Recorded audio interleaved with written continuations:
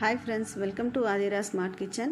இன்றைக்கி நம்ம கிச்சனில் என்ன ரெசிபி பார்க்க போகிறோன்னா, ரவை வச்சு சூப்பரான ஒரு ஸ்வீட் ரெசிபி ரோஸ் போரா எப்படி செய்கிறதுன்னு பார்க்கலாம் வாங்க.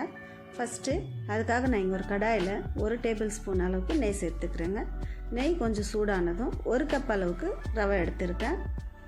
இது நார்மல் நம்ம வறுக்காத ரவை தாங்க. பாம்பே ரவை சொல்லுவாங்க இல்லையா, ரவை நம்ம உப்புமாக்கெல்லாம் யூஸ் பண்ணுவோம். அந்த மாதிரி மெல்லிசான ரவையாக எடுத்துக்கோங்க. இது நல்லா வாசனை வர வரைக்கும் நல்லா வறுத்துட்டு 1.5 கப் அளவுக்கு நம்ம காய்ச்சி ஆற வச்சுருக்கிற பால் சேர்த்துக்கலாம். 1 கப் ரவைக்கு 1.5 கப் அளவுக்கு பால் சேர்த்துக்கோங்க. தண்ணியெல்லாம் எதுவும் சேர்க்கக்கூடாதுங்க, பால் மட்டும்தான் சேர்க்கணும். சேர்த்துட்டு நல்லா கலந்து விட்டுட்டு நீங்கள் அடுப்பு ஆஃப் பண்ணிவிட்டு மூடி விட்டுருங்க. ஒரு 10 நிமிஷம் போல் இது அப்படியே ஊறட்டும். இப்போ நம்ம இதில் சுகர் சிரப் ரெடி பண்ணிக்கலாம். நான் இன்னொரு கடாயில் 1 கப் அளவுக்கு சர்க்கரை எடுத்திருக்கேன். 1/2 கப் அளவுக்கு இதில் தண்ணி சேர்த்துக்கலாம். சேர்த்துட்டு சர்க்கரை நல்லா கரைஞ்சி வரணுங்க. பாகு பதம்லாம் எதுவும் நமக்கு தேவையில்லை. சர்க்கரை கரைஞ்சி கொஞ்சம் திக்னஸ் வந்தாலே போதும். இதில் கலருக்காக நான் எல்லோ ஃபுட் கலர் கொஞ்சமாக சேர்த்துக்கிறேன். உங்களுக்கு தேவையில்லைன்னு நீங்கள் ஸ்கிப் பண்ணிக்கோங்க. சும்மா 1 பிஞ்ச் அளவுக்கு சேர்த்துக்கலாம். சேர்த்துட்டு கலந்து விட்டுட்டு நீங்கள் ஸ்டவ் ஆஃப் பண்ணிக்கோங்க.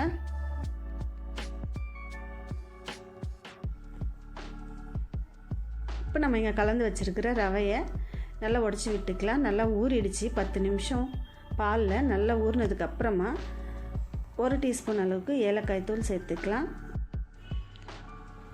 சேர்த்துட்டு இதை நல்லா கலந்து விட்டுக்கோங்க. கலந்துட்டு இதை நம்ம வேறு ஒரு பாத்திரத்துக்கு மாற்றிக்கலாம். மாற்றிட்டு இதை நல்லா பிசைஞ்சிக்கலாங்க. ரவை எந்த அளவுக்கு நம்ம பிசைகிறோமோ அந்த அளவுக்கு ஸ்வீட் நமக்கு விரிசல் விடாமல் இருக்கும். நல்லா இந்த மாதிரி சப்பாத்தி பாத்திரத்துக்கு பிசைஞ்சிட்டு இதை 2ஆக பிரித்து ஒரு பாதியை நான் இன்னொரு பாத்திரத்துக்கு மாற்றி வச்சுக்கிறேன். ஒரு பாதி இந்த மாதிரி நம்ம நல்லா பிசைஞ்சிக்கலாங்க. மாவு எந்த அளவுக்கு நம்ம இதை பிசைஞ்சிக்கிறோமோ அந்த அளவுக்கு விரிசல் இல்லாமல் இருக்கும் ஸ்வீட்டு. அதுக்காக தான் இப்போ நான் இதில் ஃபுட் கலர் 1 பிஞ்ச் அளவுக்கு சேர்த்துக்கிறேன். எல்லோ ஃபுட் கலர் சேர்த்துட்டு 1/2 கப் அளவுக்கு நான் பால் பவுட்ரு சேர்த்துருக்கேன். சேர்த்துட்டு நல்லா கலந்துக்கோங்க. உங்களுக்கு பிசைறதுக்கு கஷ்டமாக இருந்தால் கொஞ்சமாக பால் சேர்த்து பிசைஞ்சிக்கோங்க. ஒரு 2 ஸ்பூன் அளவுக்கு நீங்கள் எந்த அளவுக்கு ரவை எடுக்கிறீங்களோ அந்த அளவுக்கு பால் சேர்த்துட்டு இதை சப்பாத்தி மாவு பதத்துக்கு தான் பிசைஞ்சிக்கணுங்க. இப்போ பாருங்கள் நான் எந்த பதத்துக்கு பிசைஞ்சிருக்கேன்னு. இந்த மாதிரி பிசைஞ்சு வச்சுக்கலாம். இப்போ நம்ம இன்னொரு பாதி இருக்குங்க இல்லைங்களா, அதை எடுத்து ஒரு சின்ன சின்ன உருண்டைகளாக எடுத்து உருட்டிக்கலாம். இதை ஒரு கப்பு மாதிரி தட்டிட்டு நீங்கள் உள்ள நம்ம கொழுக்கட்டைகள்லாம் பூர்ணம் வைப்போம் இல்லைங்களா, அந்த மாதிரி இப்போது ரெடி பண்ணிக்கணுங்க. கையில் இந்த மாதிரி லேசாக தட்டிட்டு இதை உருண்டையை எடுத்து சின்னதாக உருட்டிக்கோங்க. உருட்டிட்டு உள்ளே வச்சு இது நல்லா கவர் பண்ணிக்கோங்க. நமக்கு பூர்ணம் வெளியே வராத அளவுக்கு இதை நல்லா கவர் பண்ணி விட்டுக்கோங்க. உங்களுக்கு ஷேப் வேணும்னா நீங்கள் ரவுண்ட் ஷேப் கூட செய்துக்கலாங்க. நான் ஓவல் ஷேப் செய்திருக்கேன். இப்போ மாவு நல்லா இந்த மாதிரி ஃபில்லிங் வெளியே வராத அளவுக்கு நம்ம இதை உருட்டி பேக் பண்ணிக்கலாம். நம்ம மாவு இது ரவையை நல்லா பிசைஞ்சோன்னா மாவு மாதிரி வந்துடும் நமக்கு.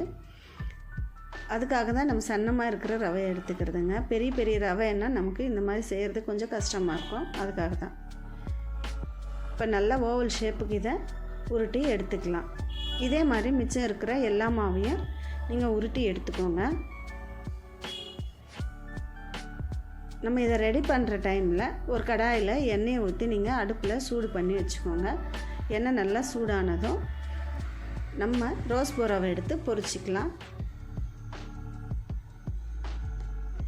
எண்ணெய் நல்லா காஞ்சிருக்கணுங்க. காஞ்சதும் மீடியம் ஃப்ளேமில் விட்டுட்டு சேர்த்துக்கோங்க. ஹை ஃப்ளேமில் விட்டிங்கன்னா போட்டோன்னே சட்டை நமக்கு கருகி வந்துடும், வேகாது அந்த அளவுக்கு. அதுக்காக தான் மீடியம் ஃப்ளேமில் வச்சு நல்லா பொரிச்சிக்கோங்க. கலர் நல்லா நமக்கு கோல்டன் ப்ரௌன் கலர் வரணுங்க. நல்லா திருப்பி விட்டு 2 சைடும் நல்லா பொரித்து எடுத்துக்கோங்க. எல்லா பக்கமும் நமக்கு ஒரே கலராக இருக்கணும், ஒரே ஈவனாக. அப்போ தான் பார்க்குறதுக்கு நல்லாயிருக்கும். நல்லா நமக்கு வெந்தும் வரணும். அதுக்காக நீங்கள் கொஞ்சம் கலர் மாறினதுக்கப்புறமா கரண்டியை விட்டு கலந்து விட்டுக்கோங்க.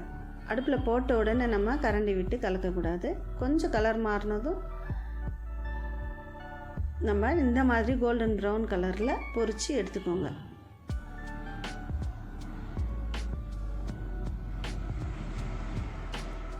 பாருங்கள், சூப்பராக நமக்கு பொரிஞ்சு வந்திருக்கு. இந்த மாதிரி பொன்னிறமாக எல்லாத்தையும் நம்ம போட்டு பொரிச்சுக்கோங்க. இப்போ நம்ம ரெடி பண்ணி வச்சுருக்கிற சுகர் சிரப்பில் இதை சேர்த்துக்கலாங்க. சேர்த்துட்டு நல்லா டிப் பண்ணிக்கோங்க. சுகர் சிரப் நல்லா இதில் ஊறணும். எந்த அளவுக்கு ஊறுதோ அந்த அளவுக்கு ஸ்வீட் நல்லா ஜூஸியாக சூப்பராக இருக்குங்க. 1 கப் ரவை எடுத்ததுக்கு 9 ரோஸ் போரா கிடச்சிருக்கு. இது நல்லா ஊறணுங்க. கிட்டத்தட்ட நமக்கு ஒரு 2 மணி நேரம் ஊறுச்சுன்னா தான் ஸ்வீட் நல்லா சூப்பராக ஜூஸியாக இருக்கும். எல்லா பக்கமும் படுற மாதிரி நம்ம சிரப்பை எடுத்து ஊற்றி இந்த மாதிரி ஊற வச்சுக்கோங்க. 2 மணி நேரம் நம்ம இதை மூடி போட்டு மூடி விட்டுருங்க. அப்பப்போ எடுத்து நல்லா கலந்து விட்டுக்கோங்க. திருப்பி போட்டு கலந்து விட்டிங்கன்னா சூப்பரான ரோஸ் போரா ரெடி ஆகிடுச்சு. கண்டிப்பாக நீங்களும் இந்த ரெசிபியை ட்ரை பண்ணி பாருங்கள். உங்களுக்கு இந்த ரெசிபி பிடிச்சிருந்தா ஆதிரா ஸ்மார்ட் கிச்சன் சேனலை சப்ஸ்கிரைப் பண்ணுங்கள், சப்போர்ட் பண்ணுங்கள். தேங்க்ஸ் ஃபார் வாட்சிங்.